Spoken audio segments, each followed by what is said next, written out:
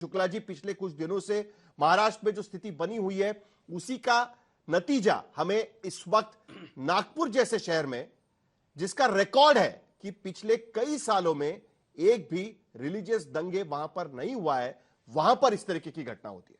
प्रेम शुक्ला जी।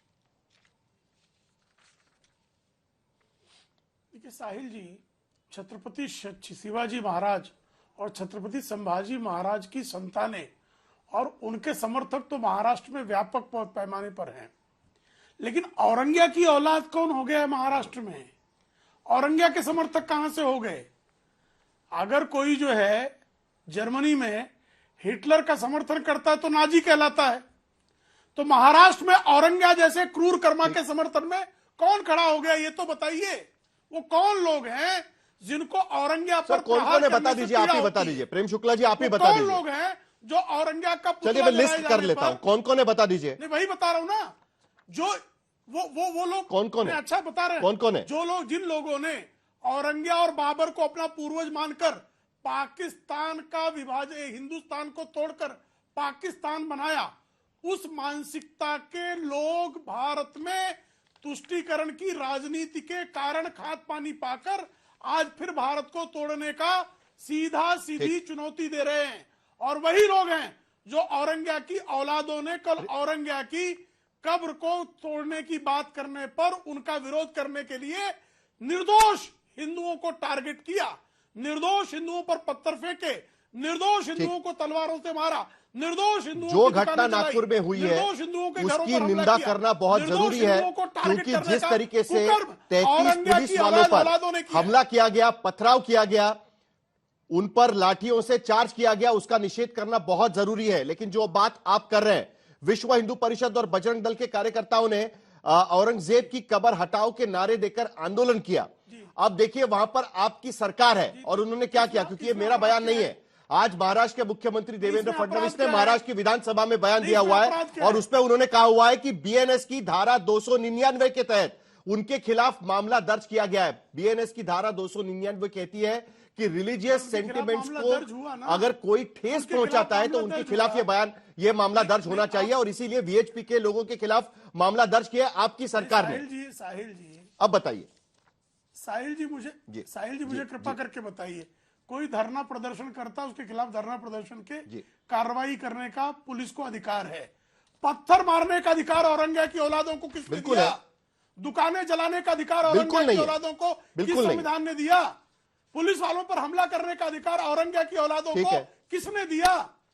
ये सवाल है भाई। अगर किसी ने प्रदर्शन किया, ये तो किशोर तिवारी पर कटाक्ष है क्या आपका? क्योंकि एकनाथ शिंदे शिवसेना यूबीटी पर कटाक्ष कर रहे थे। न्याय संहिता है, उसके तहत कार्रवाई होगी और हो रही है।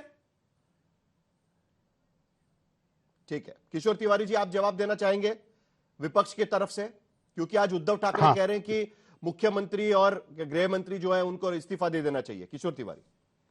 नहीं, एक बात मैं बताऊं, जिस प्रकार से नितिन गडकरी बहुत आहत हुए और नितिन गडकरी अगर यहाँ नहीं होते तो ये दंगा और बहुत फैल जाता, लेकिन जो लोगों ने प्रोटेस्ट किया, जिन पर धार्मिक भावनाएं भड़काने के एफआईआर दाखिल हुए, वो देवेंद्र फडणवीस के करीबी लोग हैं। अब मुझे बताइए पूरे महाराष्ट्र में आप कलेक्टर ऑफिस में जाकर आपने निवेदन दिया कि वो कब्र हटा दी जाए और यहीं पे ही आपने निवेदन पुलिस थाने में दिया और पुलिस थाने के बाद आपने वहां पर एक कब्र बना के लाई और वो कब्र को रखा और वो लकड़ियों के अंदर कब्र थी और उस पर तुमने था।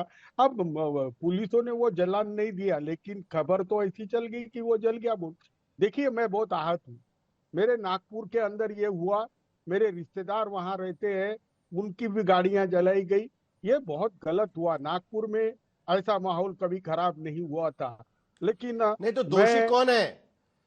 आप यहां पर फुटेज देख सकते हैं, एक विशेष समाज के लोग वहां पर ये जलाना कर रहे हैं या पथराव कर रहे हैं, इस तरीके का आरोप है। फुटेज में तो वही दिख रहा है। प्रेम शुक्ला जी वही कह रहे हैं कि भाई आंदोलन तो कर सकते हैं, भले रिलीजियस सेंटिमेंट्स हर्ट हो, लेकिन इस तरीके से पथराव करना गलत है करके। तो आप दोषी किसको मानते हैं? किशोर तिवारी जी, आपने रिश्तेदारों की गाड़ियां जलाई, आप कह रहे हैं, इसके लिए पूछ रहे हैं। नहीं, मैं एक बात बताता हूं तुमको, दोषी तो एक विशिष्ट समाज के लोग हैं जिन्होंने वायलेंस किया है, और ये वायलेंस करने के लिए उचकाने वाले जो लोग हैं वो देवेंद्र फडणवीस के। जिस प्रकार के भड़काऊ भाषण महाराष्ट्र में सीएम और डिप्टी सीएम दे रहे हैं, तो महाराष्ट्र में और क्या सोचे, क्या देखेंगे अभी। दिन रात वही चल रहा है। 350 साल की पहले की खबर निकाल डालने वाले लोग हैं ये। मुझे एक बताइए, कोई भी मुसलमान भी औरंगजेब का ग्लोरिफिकेशन नहीं कर रहा है। यहाँ पर धार्मिक भावनाएं तुमने भड़काई, लोगों को हर्ट किया और नागपुर में दंगा कराया। नागपुर में दंगा कराने वालों के लिए नितिन गडकरी जी, चलिए कृष्णा हेगड़े हमारे साथ में है। किशोर तिवारी जी आपके पास लौटूंगा मैं। कृष्णा हेगड़े, आज महाराष्ट्र के विधानसभा में महाराष्ट्र के मुख्यमंत्री ने बड़ा नपातुला बयान दिया। उन्होंने जो घटना घटी वो बताया, उसके बाद उन्होंने ये भी कहा कि महाराष्ट्र जैसे इंडस्ट्रियलाइज स्टेट में इस तरीके की घटनाएं ठीक नहीं है। लेकिन आपके नेता वहां पर खड़े हो गए और सीधे विपक्ष पर आरोप करने लग गए कि उनके वजह से वहां पर दंगे हो रहे। तो उनके वजह से कैसे दंगे हो रहे, जरा आप बता दीजिएगा। नहीं, बिल्कुल। पहले तो मैं किशोर तिवारी जी के शब्दों का खंडन करता हूं। उन्होंने कहा कि देवेंद्र फडणवीस रिस्पॉन्सिबल है, उनके जो नजदीक के लोग हैं उनके ऊपर एफआईआर लगे हैं। ये झूठ बात किशोर तिवारी जी यहाँ कह रहे हैं, बेबुनियाद आरोप लगा रहे हैं। और किशोर तिवारी जी, आपको कोई हक नहीं है ऐसे बेबुनियाद और झूठा आरोप यहाँ पे लगाने का, देश को गुमराह करने का। दूसरी बात, नहीं, दूसरी ये बात है कि अगर हमने कहा है कि ऐसे मैं जवाब देवेंद्र फडणवीस जी ने, देखिए जो हुआ वो दुर्भाग्यपूर्ण था। नहीं, सुनिए, जो हुआ वो दुर्भाग्यपूर्ण था और नागपुर में शांतता बनाई रखनी चाहिए। लेकिन मैं एक बात स्पष्ट करता हूं, तो फिर शांतता दोनों जगहों से रखनी चाहिए।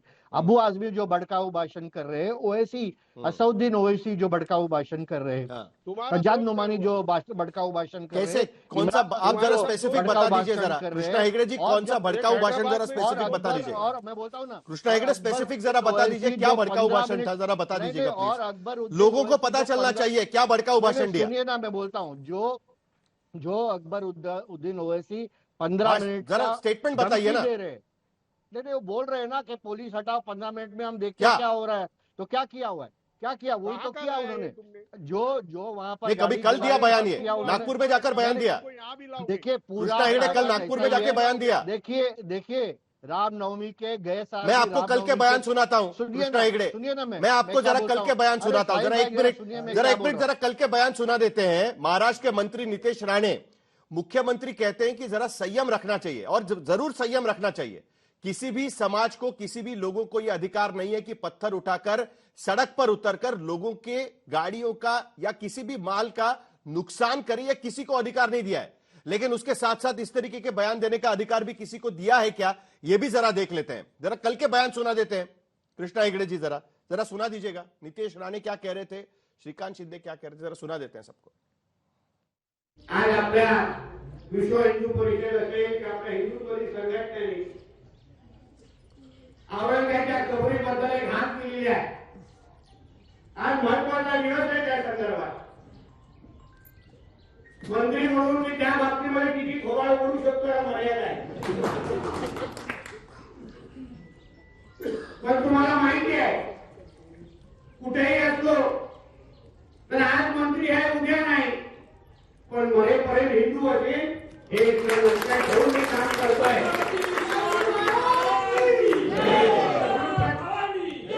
प्रत्येकाने आपलं आपलं काम करावं। सरकार म्हणून आम्ही फक्त काम करणार, हिंदू परिसंघटना म्हणून तुम्ही तुमचं काम करा। बाबरी म्हणजे तोडत असताना आपण एक दुसऱ्याला विचारत बसतो नाही।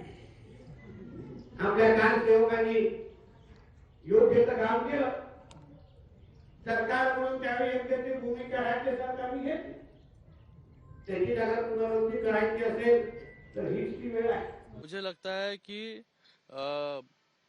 जिस तरीके से प्रतापगढ़, आपको याद होगा प्रतापगढ़ के बेस में जब भी अफजल खान का पूरी तरीके से वो कब्र थी, फिर उसको बड़ी वहां पर मस्जिद बना डाली, फिर लोग वहां पर आने लगे दर्शन के लिए। तो मुझे लगता है कि जिस तरीके से हमने प्रतापगढ़ पे कार्रवाई की, आपको याद होगा कि उसको ग्लोरीफाई करने का काम कुछ लोगों ने किया था, उसको हमने हटा दिया। हमारा यही कहना है कि ग्लोरीफाई करने का काम जो है कुछ लोग जो कर रहे हैं वो ग्लोरीफाई करने का काम जो है नहीं करे।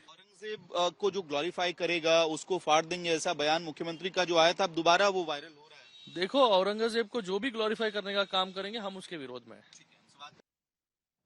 आशुतोष, आपने सुना दोनों बयान, उसका मराठी ट्रांसलेशन, मराठी में बयान थे दोनों। श्रीकांत शिंदे का बयान तो हिंदी में था, लेकिन जो नितेश राणे कह रहे थे वो ये कह रहे थे विश्व हिंदू परिषद और बजरंग दल के कार्यकर्ताओं को कि देखिए बाबरी मस्जिद को किस तरीके से कार सेवकों ने गिरा दिया, उस वक्त की राज्य सरकार ने जो किया था उसी तरीके से हम भी अपना काम करेंगे, आप अपना काम करते रहिए, एक दूसरे को पूछने की जरूरत नहीं है। अब बताइए कि कृष्णा हेगड़े को मैं वही बयान सुनाने की कोशिश कर रहा था, वो मुझे पुराना बयान बना रहे थे, मैं कल का बयान उनको सुनाने की कोशिश कर रहा था। तो संगीत रागी और आशुतोष, आप दोनों इस बयान को किस तरीके से देखते हैं? शुरुआत करते हैं आशुतोष से, उसके बाद संगीत रागी भी बात करेंगे। देखिए साहिल, सबसे पहले तो मैं आपको बधाई देना चाहता हूं और आपको मैं कॉम्प्लीमेंट करना चाहता हूं कि आपने पूरे मामले को हिंदू मुसलमान के चश्मे से देखने की कोशिश नहीं की, और जिस तरीके से नागपुर के पुलिस कमिश्नर ने भी अपनी बातों को रखा, वो भी बहुत कॉम्प्लीमेंट्री है। कॉम्प्लीमेंट उनको मिलना चाहिए, क्योंकि उन्होंने भी इस पूरे मामले को हिंदू मुसलमान के चश्मे से देखने की कोशिश नहीं की। एक लॉ एंड ऑर्डर की प्रॉब्लम थी, उसको लॉ एंड ऑर्डर के प्रॉब्लम की नजर से देखा और उसको कैसे हैंडल करना है उसको भी देखा। जो तमाम तरीके की अफवाहें जो तमाम बड़े बड़े नेता फैलाने की कोशिश कर रहे हैं, उसको एक तरीके से पुलिस कमिश्नर ने पूरी तरीके से खंडन कर दिया। अब उसके बाद जो बात अभी हो रही है, जो बातें नितेश राणे ने कही हैं, मुझे तो बड़ी हैरानी है कि वहां पे मंत्री हैं। अगर वो मंत्री है तो उनको इस बात का अंदाजा होना चाहिए कि सुप्रीम कोर्ट ने जब बाबरी मस्जिद अयोध्या के मसले पर जब फैसला दिया था, तो बाबरी मस्जिद के डिस्ट्रक्शन को उन्होंने क्रिमिनल एक्ट कहा था, वो एक आपराधिक कृत्य है। तो अब उसी आपराधिक कृत्य को करने के लिए लोगों को उकसाने का काम नितेश राणे कर रहे हैं। तो या तो उनको सुप्रीम कोर्ट के आदेश की या फैसले की जानकारी नहीं है, या फिर वो जानबूझकर सुप्रीम कोर्ट के आदेश की अवहेलना कर रहे हैं और लोगों को भड़का रहे हैं। तो अगर वो एक आपराधिक कृत्य के लिए लोगों को भड़का रहे हैं तो ये स्वयं सिद्ध है, इसमें मुझे कहने की जरूरत नहीं और इसमें ना तो किसी और को समझने की जरूरत है। ये बहुत स्पष्ट है इस पूरे मसले में। देखिए, ये पूरा मसला बहुत ही गंभीर है। गंभीर इसलिए 10 सेकंड और लूंगा। गंभीर इसलिए है, केंद्र के अंदर भारतीय जनता पार्टी की सरकार है, महाराष्ट्र के अंदर भारतीय जनता पार्टी की सरकार है, नागपुर में केंद्रीय मिनिस्टर नितिन गडकरी वहां से आते हैं, मुख्यमंत्री देवेंद्र फडणवीस नागपुर से आते हैं, और उसके बाद ये घटना हो जाती है। इसमें मैं फिर कहना चाहता हूं, नितिन गडकरी ने बहुत ही संयमित तरीके से अपनी बातों को रखा। मुझे लगता है कि इस देश को नितिन गडकरी जैसे नेताओं की ही जरूरत है, जो सब सारी समाज के लोगों से अपील कर रहे हैं, शांति की अपील कर रहे हैं। साहिल, जो लोग कहते थे, नितेश राणे का बयान सुना है आपने जी? साहिल, जो लोग कहते थे कि इस देश के मुसलमानों का बर्बर मलेच्छ विधर्मियों से क्या लेना देना, वो तो आक्रांता थे। उनको आज ये पता लग गया कि इस आजाद मुल्क में भी भारत विभाजन के पश्चात भी मुसलमानों का एक बहुत बड़ा तबका औरंगजेब के साथ अपनी अस्मिता को जोड़ता है। वरना औरंगजेब की मजार के लिए सड़कों पर आकर के हिंदुओं की दुकानें जलाना और ये कहना कि हमको प्रोवोक किया गया है, हर बार हिंदू समाज को यही कहा। एक मिनट सर, एफआईआर देख लीजिए जरा प्लीज। राहुल, पहले नहीं, फैक्चुअली सही जाना चाहिए सर, प्लीज। नहीं, संगीत रागी जी ठीक है, लेकिन एफआईआर आप देख लीजिएगा, सरकार का एफआईआर है। देखिए, नहीं, आपकी बात खत्म करिए, लेकिन एफआईआर आप जरा सुन लीजिएगा जरा एक बार प्लीज। नहीं, प्लीज आप फैक्ट पे सही रहिएगा। अरे करिए, लेकिन फैक्ट पे सही रहिएगा प्लीज। संगीत रागी जी, फैक्ट पर ही सही हूं। एक क्या लिखा है उसमें बता सकता हूं कि मजार के लिए भारत के अंदर विभाजन के पश्चात भी हजारों मुसलमान सड़कों पर आकर के आग जलाए और कहे कि वो चूंकि इसमें उत्तेजना थी इसलिए हमने प्रतिक्रिया की है। तो ये सोचने वाली चीज है, ये भारत के मुसलमानों की मानसिकता को बाहर निकाल रहा है। एक दूसरी बात, कल ही सामना में लिखा गया, उद्धव ठाकरे ने हिंदू तालिबानी इसी को कहते हैं। कल जाकर के ये बाला साहब ठाकरे को भी उनके पुराने भाषणों को ले लेंगे तो उद्धव कहा जाता है बुढ़ा वंश कबीर के उपजा पूत कमाल। तो वही उद्धव ठाकरे का वही स्थिति है। आज उसका है, गांव में कहावत है, बुड़ल बुड़ल भैंसिया पानी में। उद्धव ठाकरे आज वही बात कर रहे हैं, अपने पिता को भी हिंदू तालिबानी थे। तीसरी बात सुन लीजिए, हर बार जो है, आप मुझे दुनिया में एक जगह उदाहरण बताइए जहां 12% एक समाज जो है वो 70% समाज के खिलाफ दंगा करने के लिए सड़कों पर हिम्मत जुटा पाता है। वो इसलिए क्योंकि उसकी मानसिकता ठीक है। क्रूर है, क्योंकि उसकी मानसिकता जो है वो आशुतोष मानसिकता पर सवाल उठा रहे हैं, जल्दी से आपका जवाब, उसके बाद प्रेम शुक्ला के पास भी जाना है मुझे। बिल्कुल नहीं। देखिए संगीत रागी जो बात कह रहे हैं कायदे से, देखिए संगीत जी आपने बोल लिया ना, क्या परेशानी है, आपने बोल लिया ना, और यदि आपने बोल लिया ना, बोलिए आशुतोष जल्दी बोलिए, समय खत्म हो जाएगा, जल्दी। देखिए मैं फिर इस सवाल को दोहरा देता हूं, केंद्र के अंदर नरेंद्र मोदी की सरकार है, महाराष्ट्र के अंदर देवेंद्र फडणवीस की सरकार है, नागपुर से नितिन गडकरी आते हैं, नागपुर से ही देवेंद्र फडणवीस आते हैं, और बावजूद भी आप दंगा नहीं रोक पाते, उसके बाद दंगा नहीं रोक पाते, इसका मतलब क्या है? कोई अधिकार हो जाता है कि वो दंगा कर दे? क्या ये वो दंगा कर दे क्या? वो रागी जी आप बात आप दंगा ही हो जाए क्या? वो जाकर के जलाना शुरू कर दे। अरे आपके कुकर ऐसे हैं कि जब आप, चलिए प्रेम शुक्ला जी, आपने गोधरा में ट्रेन जलाई थी तब भी आपने हिंदी को ही कहा था कि वही दोषी है। आपकी पत्रकारिता का दुष्कर्म है। प्रेम शुक्ला जी, सवाल ये उठता है, कानून व्यवस्था का सवाल उठाया जा रहा है, यहां भी बीजेपी की सरकार, केंद्र में भी बीजेपी की सरकार, नागपुर के सांसद नितिन गडकरी, उसके बावजूद वहां पर इस तरीके के दंगे होना, लोग सड़क पर उतर आना, वहां पर भावनाएं भड़काने का मामला दर्ज होना, ये सारी चीजें क्या बताती है? जानबूझकर किया जा रहा है, ये आरोप लग रहा है। प्रेम शुक्ला जी आपका जवाब, उसके बाद किशोर तिवारी बात करें जल्दी से।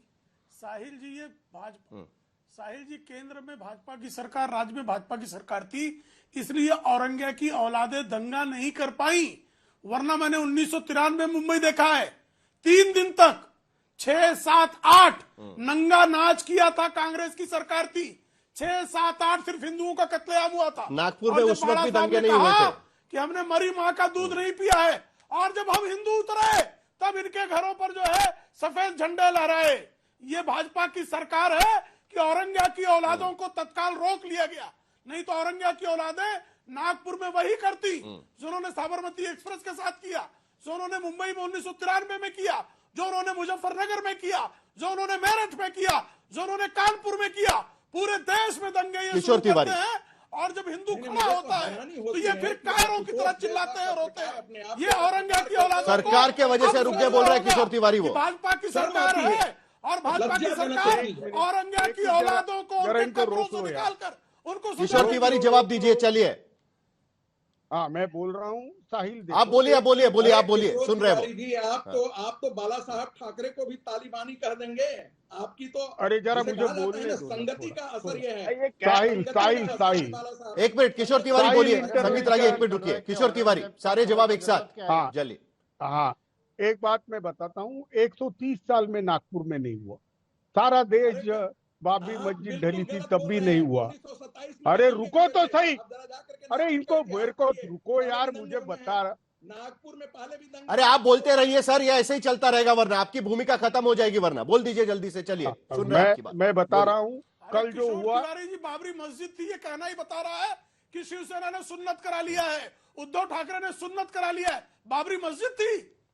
क्या बात कर रहे हैं प्रेम शुक्ला जी? ठीक नहीं है ये बहुत पर्सनल हो जाते हैं आप। देखो आप प्रेम शुक्ला संगीत रागी तरीके लोग। किशोर तिवारी बताइए जल्दी, आपकी आवाज सुन रहे हैं, बताइए, जवाब दीजिए। देखिए साहिल, जवाब दीजिए। जो कुछ नागपुर में हुआ उससे हम बहुत आहत है।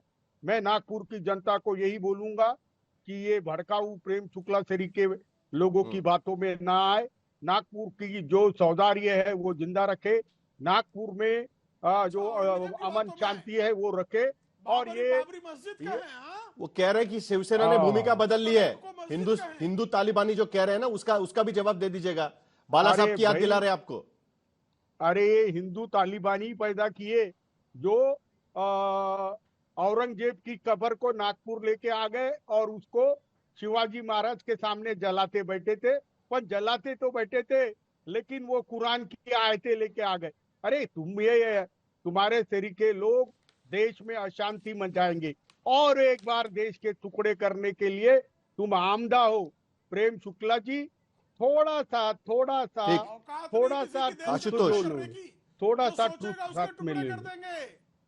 किशोर तिवारी जी, औकात नहीं इस देश के टुकड़े करने की। उद्धव ठाकरे के किसी ने सोचा तो चढ़कर मारेंगे। के औरंगजेब की मजार पे अरे दो को संभालो भैया, भैया इनकी एसिडिटी बहुत ज्यादा हो गई है, इनको संभालो। सभी को चलिए। भैया इनकी एसिडिटी। कृष्णा हेगड़े कुछ कहना चाह रहे हैं, जरा सुन लेते हैं क्या कह रहे हैं। मैं कह रहा हूँ कृष्णा हेगड़े जी, सभी को कृष्णा हेगड़े जी, सवाल क्या उठता है पता है? इतना प्यार क्या आप है, जितने एग्रेसिव है ना इस और बात क्या को जरूरत लेकर, है यहाँ पर? नहीं नहीं, छत्रपति आप- शिवाजी महाराज के नहीं तो मैं वीरता, क्या कह रहा हूँ शौर्यता कि के इसको लिए लेकर इतना औरंगजेब की कब्र के कोई अगर जरूरत नहीं है। अगर इतना कानून व्यवस्था का सवाल हो रहा है तो आपकी सरकार है, आपको हटाने से किसने रोका हुआ है? कृष्णा हेगड़े, किसने रोका हुआ है आपको हटाने से? बताइए मुझे, एक नाम बताइए कि बोल रहे हैं कि वहां पर कब्र होनी चाहिए औरंगजेब की, बताइए महाराष्ट्र में। देखिए, हमने कहा एक नाम बताइए, कि कृष्णा हटानी हेगड़े। नहीं चाहिए। इनको केवल हमने राजनीति कभी नहीं करना है। कहा कि हटाना नहीं चाहिए। मैं तो कहता हूँ क्या जरूरत है? ओसामा बिन अरे लादेन तो जो है हटाने वो के लिए आतंक किसने का रोका चेहरा है? था, आतंक का चेहरा हटा था। दो। ओसामा बिन लादेन का कोई कब्र अरे दिख रहा है क्या हटा आपको? दो, तमाशे क्यों कब्र कर दिख रहे रहा है हैं? क्या? तो शिवाजी अरे महाराज की हटा दो, वीरता और तमाशे क्यों शूरता कर रहे हैं? और उनकी गाथा बोलने के अरे लिए तुमको क्या किसने औरंगजेब की रोका कब्र की है? जरूरत है? बिल्कुल नहीं जरूरत है कृष्णा उसकी। तुमको रोका किसने है औरंगजेब की बेटा? कब्र की महाराष्ट्र में कोई जरूरत नहीं रोका है। किसने जैसे है? ओसामा बिन लादेन की कोई तमाशा कब्र क्यों नहीं कर है, रहे इसी हो? तरह इसकी अरे नहीं तमाशा क्यों अरे कर छोड़ो, रहे अभी हो? आप अरे कभी तमाशा यहाँ रहते क्यों हो तो कर कुछ रहे बोलते हो हो? और वहां जाते हो तो दूसरा कुछ बोलते हो। चलिए आखिर में आशुतोष जल्दी से, और आप अभी औरंगजेब प्रेमी क्या पार्टी महाराष्ट्र में आप शांति की औरंगजेब उम्मीद समर्थक कर सकते पार्टी हैं, हो। या यहां पर संभल 2 दिखाई देगा हमको अगले कुछ दिनों में? देखिए नहीं, महाराष्ट्र के अंदर अगर देवेंद्र फडणवीस की सरकार चाहेंगे तो वहां एक मिनट भी तनाव नहीं फैलेगा, और ये देश के लिए भी ठीक नहीं है। अगर इस तरीके से तनावपूर्ण भड़काऊ भाषण दिए जाएंगे टेलीविजन चैनल्स पर भी, तो ये महाराष्ट्र का नुकसान करेंगे, देश का नुकसान करेंगे। ऑलरेडी यहाँ पे इन्वेस्टमेंट आना कम हो गया। आज भी अगर आपने देखा कि जो रिपोर्ट आई है उसमें बताया प्रेम शुक्ला जी, आखिर में कम से कम इतना तो बता दीजिएगा रिपोर्ट भी कम हो रहा कि है। थोड़ी बयानबाजी पर रोक तो लगेगा ना, क्योंकि मुख्यमंत्री खुद कह रहे हैं असर इंडस्ट्री पर पड़ता है, किसकी बयानबाजी इन्वेस्टमेंट पर पर रोक पड़ता लगाए? है। औरंगजेब और की आपको बयानबाजी पता है बंद कि होनी नागपुर में चाहिए। कितनी कोशिश की जा रही है। औरंगजेब समर्थकों को अपनी जुबान बंद करनी चाहिए। नहीं, सभी के बयानबाजी मैं तो पर, चाहता हूं सभी के औरंगजेब बयानबाजी समर्थकों पर। को अपनी गंदी जुबान बंद करनी चाहिए। मैं तो चाहता ये हूं जो कि औरंगजेब की औलादे हैं संगीत ये अपनी रागी जुबान की बंद कर लें। भूमिका छत्रपति शिवराय के लोग तो गाएंगे ही उनकी कीर्ति। देखिए, प्रेम शुक्ला जी और संगीत रागी जी चलिए। औरंगजेब की औलादों में आशुतोष को शामिल करेंगे। आशुतोष ने चलिए, कब समय अपना मेरा औरंगजेब- खत्म हो चुका है। जो कल हमने चर्चा की थी, जब हम कल चर्चा कर रहे थे, आप सभी का बहुत बहुत शुक्रिया सर, मेरा समय पूरी तरीके से खत्म हो चुका है। कल जब हम चर्चा कर रहे थे इसी मुद्दे पर, तब लगा नहीं था कि शाम तक हमारे पास खबर आएगी कि नागपुर जैसे शहर में, जिसका रिकॉर्ड रहा है कि वहां पर रिलीजियस सेंटिमेंट्स के आधार पर दंगे नहीं होते, वहां पर इस तरीके की घटना हो जाएगी, और वहां भी इस तरीके की घटना हुई। उम्मीद सिर्फ इतनी कर सकते हैं कि इस घटना की वजह से इसकी छाया महाराष्ट्र के अलग हिस्सों में ना जाए, और उसके साथ साथ जो देवेंद्र फडणवीस ने कहा कि इंडस्ट्री पर, इन्वेस्टमेंट पर इसका असर होता है, संयम रखने की जरूरत है। यह संयम रखा जाता है कि नहीं रखा जाता, इस पर हम ध्यान रखेंगे।